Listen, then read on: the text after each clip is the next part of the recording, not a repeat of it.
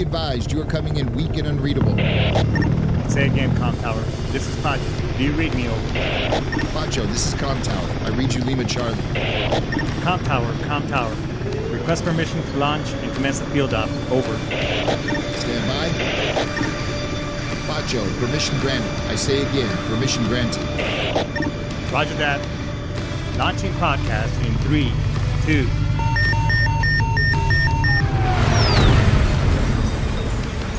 You are now entering the field op with your host, Pacho Correa, Chief Warrant Officer 3, United States Marine Corps retired. Get some. OHRAH!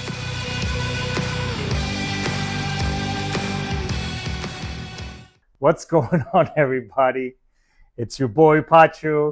We're back in the field op. We're making great moves. We're making, moving and shaking, as Brian Coburn would like to say. Hey, it's Baby Friday, Friday Night's Eve, but goddamn, it's almost the weekend. Hey, we got an amazing show for you, and just to, I guess, reminisce a little bit as I put it on the show description.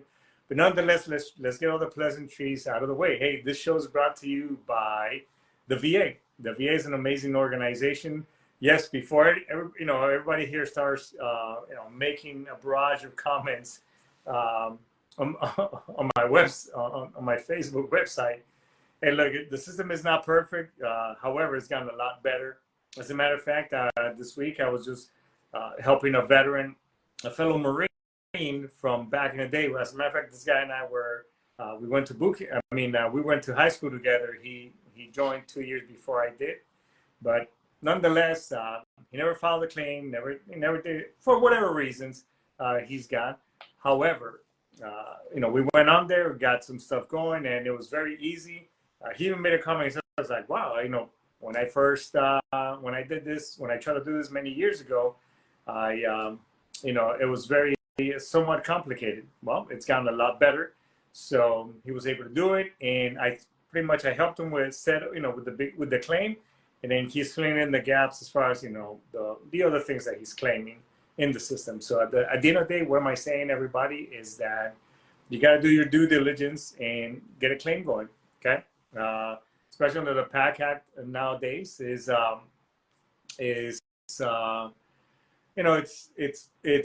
facilitating a lot of things that in the past you would have had to have show proof.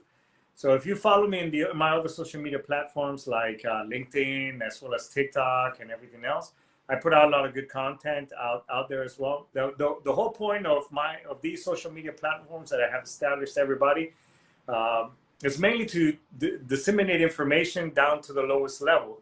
You recall that from when you were in.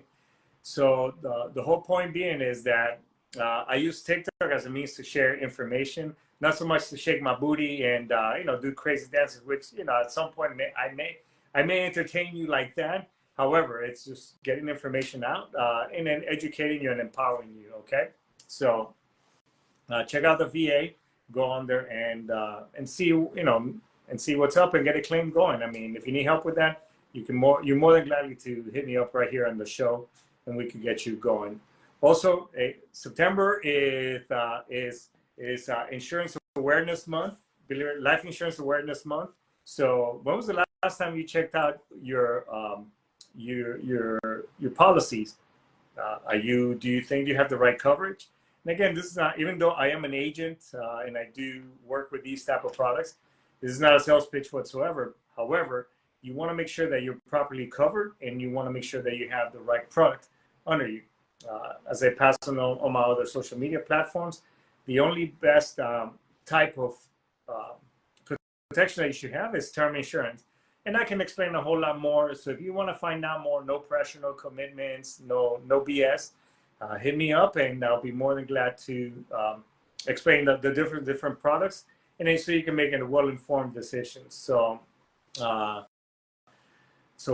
at the end of the day is follow me on you can follow me on YouTube, TikTok, Facebook, and all that stuff, where I put out a lot of more good information on there. So anyways, so I think that's all can't say anything enough about, hey, this show wouldn't be here today if it wasn't for the amazing document that this great nation of ours has, which is the American Constitution, as well as this nation as a whole. So I had a very interesting conversation with a fellow viewer, and look, this great nation of ours is not perfect. No other nation is perfect. However, the freedoms that we get as American citizens by birthright, I am a naturalized citizen. However, at the end of the day, she knows who I'm talking to. At the end of the day, this nation is not perfect, but it is an amazing country, and I'm glad that we're all here together as Americans, regardless whether which way you sit, or the left or the right. It doesn't matter, because that's what this great nation of ours provides us, these great freedoms. So make sure you check out our again. I could talk about anything and everything to you folks, and it's okay. So if you like what you hear, again, not only like, subscribe, and follow, and share this information on all the other ones. Follow me on all my other social media platforms, and you can see some of the other amazing people that follow me on there that put out some really good content as well. As Americans, and we have a lot of good stuff. Okay, so well, I think that's all the pleasantries out of the way. So, the other day I was talking with a fellow. I reconnected with a fellow warrant officer, fellow Motor T Bubba himself, and good dude. Shout out to my buddy CK up in Atlanta, Georgia, and we're just kind of BSing about back in the day, so on and so forth. When we did a lot of good stuff, and it kind of got me thinking about boot camp. And then I was talking to my buddy Ken, who's been on the show. Shout out to Mr. Ken Crenshaw in Dothan, Alabama, at Fort Rucker, and it just kind of got me reminiscing of boot camp and some amazing stories. And by the way, if you want to come on the show and share your story, you can hit me up. Hopefully, this as I'm figuring out this whole Facebook Live thing, hopefully I can share the link with you, and you can share your story, your boot camp story. But anyways, before we joined boot camp, we thought that it was around when all these great movies had come out, like Heartbreak Ridge, A Few Good Men was the last one that we watched before going to boot camp. And then there's another one I forgot the guy's name it was a TV show, Hunter. A lot of you, who are younger than I am might not remember that. I think his name is Fred Castle. Holy cow! I can't believe I remember that dude's name. Anyways, he did another Marine movie, which is fantastic. Anyway, so this is kind of like the whole stuff that we were going through, and at the end of the day, we were watching. So we're already like indoctrinated. We're like, man, we're gonna go to boot camp, kick ass, take names. I think I even told Ken, I'm like, hey, remember, when we're gunnies or we're sergeant majors, and by the way, sergeants major, when we're sergeant majors, and we're smoking our stogies, looking at our kids like, man, look at what we did. I shit you not, we did have this conversation. Ken, I wish you were here so you can attest, so you can back me up on this story. And anyways, I think we I don't know how we got some small cigars, some Swisher Sweets. Right before we head out to basic. I think a few days before we had watched A Few Good Men, and we were sitting out right here in South Miami. We're sitting out on in front of my house. I used to have like this little wall outside my door, and it was like early in the morning. I think we had just gone to a party, and we came back like at wee hours in the morning, and we were smoking these so-called cigars. Swisher Sweets, by the way, which are disgusting. And we're just like, man, I can't wait, and we're gonna be, sergeant majors of the Marine Corps and blah blah blah, whatever the case may be. I got my service dog right over here with me, kind of sitting on my feet as I'm telling you these stories. Anyways, it was just kind of cool looking back and sharing all these good stories, and it got me thinking about, as I ran through my memory bank, about just when we got to basic,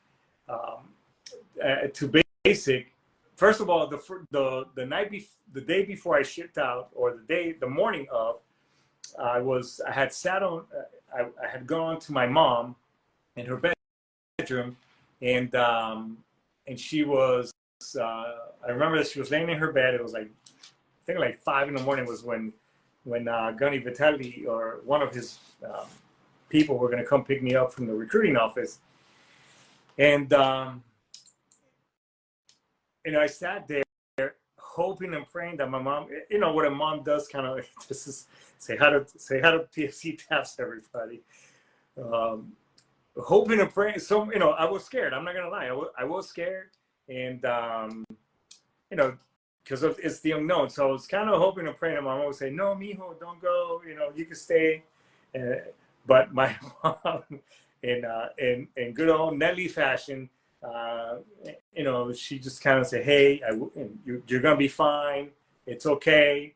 And she kind of with her foot pushed me off, because I was laying and she was laying down barely, she was half awake, half asleep. And I heard the car outside, and she kind of like pushed me off, and she stood up and gave me a hug, and pretty much, so here I am, so then we're going. Ken was in the car too, I think. I don't remember, but anyways, we go to boot camp, and I mean, we're in this whole, in this screaming thing, get out of the bus. First, we landed in, I think it's in South Carolina, in this, airport in the middle of nowhere. This, I think it was a Lance Corporal, E3, for you non-Marine types. This with with an attitude, and he is just, screaming at us, and we're all like, sir, yes, sir, because he wasn't a drill instructor or anything.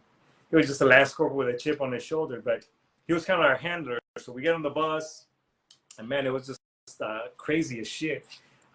It was just the massive confusion that was there. It was crazy to say the least. So, obviously, like you see in the in the movies, anyways, this guy with the smoky hat, the typical drill instructor, drill sergeant for you non-military types. In the Marines, the drill instructor would call them DIs, drill sergeants in the Army. But anyways, it's all just a huge mass confusion is what it is. So obviously, at the end of the day, hang on, let me wait for this dude to sit down. But I mean, we're just, on behalf of the President of the United States and blah, blah, blah, the guy with what we call a frog voice. And they just get out of my bus. And I remember as I was getting out, the dude in front of me, he got out of the bus, and because you're supposed to get out of the bus, and there's some yellow footprints on the floor, whether it's Parris Islands or San Diego. But the dude in front of me, when he made that turn, he slipped and fell. And I remember the natural reaction for me, those of you that know me, as I'm giggling right now, I pretty much I just did that, and I try to shake it up, but it was the worst shit that I could do. Because all that did, I just became like a honeycomb to bees, and I remember I just had like drill, so I was like, rah, rah, rah, and I was just like, I didn't know what to say, but I was trying to shake off, but I had this smirk on my face, like trying not to laugh at this dude that just pretty much ate cement as he was getting out of the bus. So that was my whole introduction, and we got to like in the middle of the night. I mean, I think on purpose, these dudes, the drivers or whatever, they're told, hey, drive around and confuse the living crap out of these dudes, so that way we can, so they don't know where they're going. But I recall back after I graduated, driving out of Parris Island. I mean, that place is in the middle of nowhere, people. I mean, it is in the armpit of the world. I mean, it is swampy. It is, because again, you only get to see it is when you're leaving. And during the day, and it was in the middle of nowhere. So I'm like, so maybe they didn't drive around, but to confuse us. Anyways, just one of many things. I mean, it's a massive. It's a what would I describe it as chaos times 10 on steroids. If you know what I mean. There's just mass confusion. Clearly, I mean, they're there to just confuse the living crap out of you, and stress you out. Obviously, you know, while we're going through it, we don't understand it. I mean, years later is when I think, oh, it all makes sense. Well, you know, obviously stressors are trying to, because at the end of the day, anything and everything that we do is obviously in a very stressful environment. We just wanna be able to act and react in stressful situations. I've been now, as I look back, there's been, and I've been placed in even as a civilian in certain stressful situations, but shockingly enough, I'm able to, I've remained like kind of cool, calm, collected, which is another person would have been panicking like you wouldn't believe. What's up, Larry? Hey, welcome to the show. Hey, you were able to actually watch me live today, so that's cool. And shout out to Angel and PJ. I know she's watching too. She's putting some really funny comments on the show. But you know, it's just massive confusion. But it's in order for us to be able to be able to remain calm when stuff hits the fan. I mean, that's what it's all about. So yeah, it just massive chaos is what I remember. I remember this. So when you get issued your uniforms, especially your camouflage,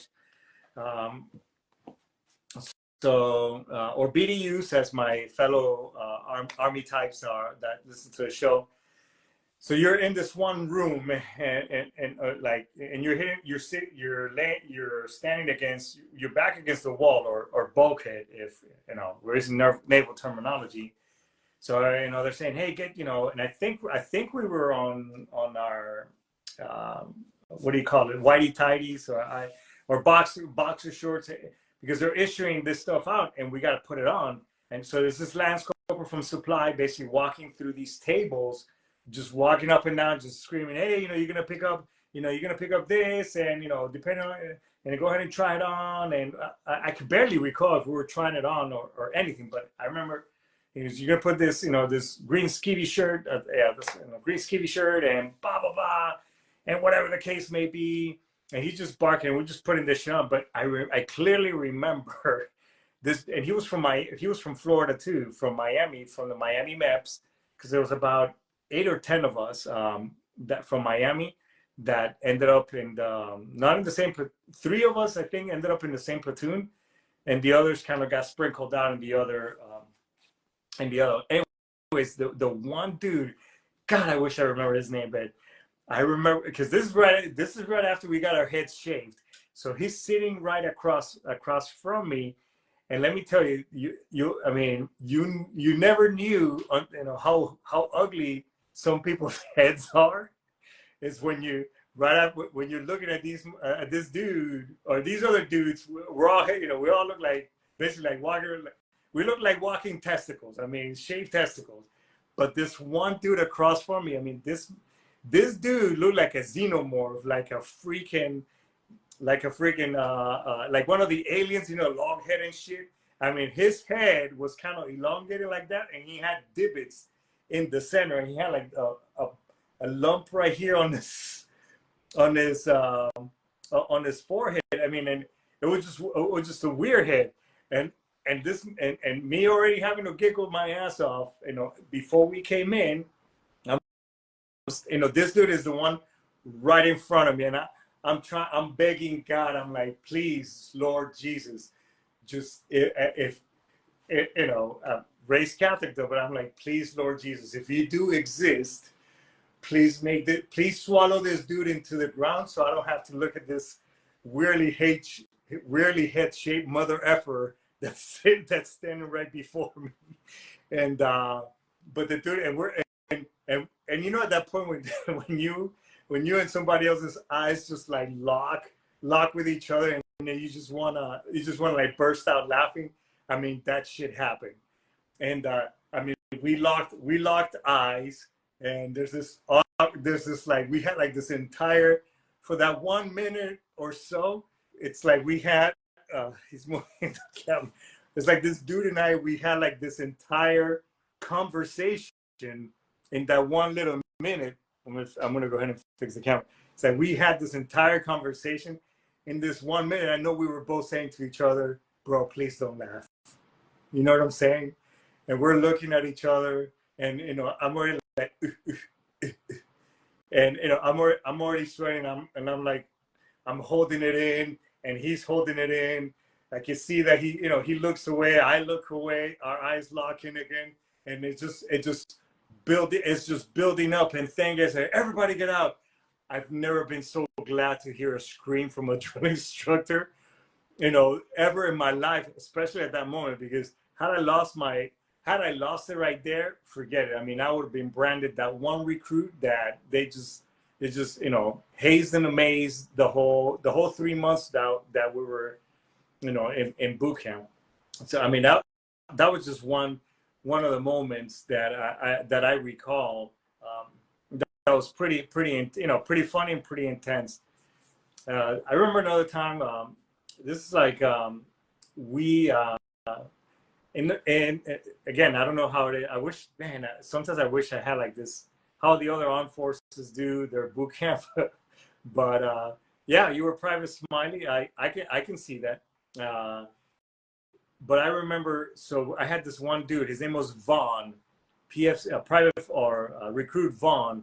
Anyway, so Paris Island Squad Base, it's like they're like these three or four floor buildings, and it was in our platoon was 3105, and I had these. It was just nothing, but it's just a bare shell of a building. There's nothing, no partitions, no nothing. It's only towards the back where on one side you have the bathrooms or heads, as again using naval terminology. And on the other side is the huts or the room. Just think of it as just a small little room where the DIs, whoever the on-duty DI is, that's where they slept. That's where their quarters are. And then towards the back, it was just some storage and some, whatever. But it's just a bare shell of a building. Anyways, but it did have these pillars in between, about, I don't know, maybe 2x2 type of pillars. Obviously, that it's part of the whole holding up the building. Anyways, so our racks, our bunk beds were stacked line by line. So think of like, I don't know, 60, 70 bunk beds, and then all these dudes. So we would run it online when it was going to get online, and we would get online. And obviously, some of these pillars, if you were lucky enough, you had a pillar in between. And I forgot how many pillars there were in that building, but I remember Vaughn basically was not in front of me, but he was to my right there in a right angle. And this dude, he would lean on purpose sometimes. He was like, "Recruits, get online." And I'm like, "Aye, sir." And we would both, everybody line up, side by. And Ken, who's been again, Ken, my boy Ken, he was right next to me too. Anyway, but Vaughn was in the corner, and this dude would lean against that pillar, and he, his whole job was, I mean, the dude was a comedian, but this dude would make us laugh. I mean, to the point where he'll be leaning like, he would just make faces to us like, "Aye, sir," and he would just, dumb shit that, that kids do back then. Just things like that. Sometimes, sometimes they would do body inspections. They had the company commander and a corpsman, a medic for you Army types. Yeah, no, trust me, this dude. And so if the drill instructor, even if the drill instructor would be walking, they wouldn't see him. The dude became a ghost. I mean, this guy was amazing. I think I only saw him get hazed once, or not hazed, but thrashed, as we called it. Even if the drill instructor would back, they wouldn't see him, and the dude would keep leaning. I mean, the balls on this guy, he would still lean against that pillar, and we're just like, it would be even worse. So you were trying not to laugh. So when they would do these body inspections, we will be wearing these little green skivvy towels. So some of you might have gotten to issue those. These towels were just the crappy. Hey folks, let me tell you something. When you hear the word from a salesperson or whatever, an ad, when it says military grade, that is the shittiest thing you can ever purchase, a product. So these again, these towels were, were very small. So we would be basically not, I mean, I guess you could say, yeah, no, we were naked, but we would cover ourselves with these towels because the corpsman, the medic, and the company commander and one of the drill instructors would be walking, and you had to open up, and they would check you out from head to toe to see if you had any injuries, any bruises, anything of the sort. And at that time, if there was something there of the sort that needed to be looked at further by a doctor, then you would get the next day you would go to medical, right? Anyways, again, Vaughn sitting right there. I mean, this dude would be with his towel. I mean, the towel's already small as it is, but this dude would be like, like flashing his towel at you. And again, I mean, this is a drill instructor, and you're and we're right, and my face would be like I would be like this, like, and then hey, they call me Alphabet because my name is OHRAH Hernandez, but the military with Hispanics names are not the best, and me obviously being Hispanic, I had my father's last name Correa and Hernandez, but the Marine Corps just put it all together, no dashes, no none. Yeah, so they knew me as Recruit Alphabet, Recruit Many Names, whatever. So here they come, and Vaughn will be on the back, with this towel doing some, and like recruit, so I had to spin around. This recruit has no medical issues to report at this time, and then I'll just end up looking at Vaughn, and I'm here like holding it in, and I had drill instructor apart, and this dude was just sadistic already. He was from Massachusetts. I can't believe I remember all this crap. But anyways, this dude was known to be sadistic already enough as it is. And this guy was like, if you he whispers, he leans to my ear, and he's hitting me right here with his smoky, with his drill instructor hand, and I just hear, if you so call, he's whispering, if you laugh, I will, God as my witness, I will thrash you until next Tuesday. And I mean, that right there cured the whole one. To like, I just like, and I was like, aye, sir. So I just finished. And anyways, that was bullshit, because later on, after it was all done, I mean, there was hell to pay. And, at the quarterdeck, which is right in front of all these bunk, there's another huge space where we just sit down and have classes. I mean, this dude just leaned into me, and I think I pushed until I couldn't push anymore. I mean, it was just crazy. But as they say in Paris Island, 3rd Battalion, which that's what we were. We're not the smartest, but we're the strongest. So I mean, I think I came out of there pretty freaking strong and swole from. Let's just and me, and if you had a position like you were a guide, first squad leader, second, whatever. I mean, you even though it was a leadership position, I mean, it was just you used to pay for the rest of your squad. So I think I was fourth. Yeah, I was 4th squad leader, and man, it was crazy. But just some of the great things that I remember. Let me see if this poll thing launches. I'll go ahead and there you go. I just launched this poll. So hey, I'm just curious to know if you had the opportunity to go back and do boot camp all over again, would you do it? Some of you are, well, I'm not, again, young as you are, but I guess with what you knew now, what you know now that you didn't then. I mean, at the end of the day, would you do it all over again? I think I would. No, I'm pretty sure I would. Yeah, I would. I would. The good, the bad, and the ugly. I wouldn't trade. I wouldn't trade it for the world, because at the end of the day, I think a lot of us can say that. With the injuries and whatever else that and the demons that a lot of us battle, I think it made us who we are today.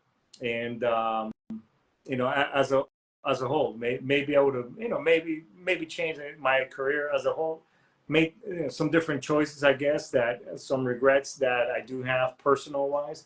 But at the end of the day, I think it's a great thing that it gave it gave me an opportunity to not only, a kid, as I addressed my Marines back in the day when I was getting ready to retire on formation, say, hey, who would have thought that a kid that was born and raised in a farm in Colombia would be standing before you as an officer, being able to tell his story and saying to you that you too can do this. So, think about that for a second. So those of you that serve, thanks so much for your service. Thanks for raising your right hand and writing that blank check to this great nation of ours. So, and thanks for your service to this amazing nation. So, with that being said, before I go, hey, look, if you've been ruminating and just doing other things, I think going down into that dark hole, before you do that and you kind of start thinking about suicide and some other dumb shit that you really shouldn't be, hit me up on the show. Hit up one of our fellow listeners. I'm sure anybody, but just go check out Military One Source TRICARE's Veterans Suicide Hotline. But at the end of the day, nobody wants you to be a statistic. Nobody wants to be saying some nice words about you, at your funeral, because you're probably an asshole anyway. So, but that's okay. We still love you and we want you to be here.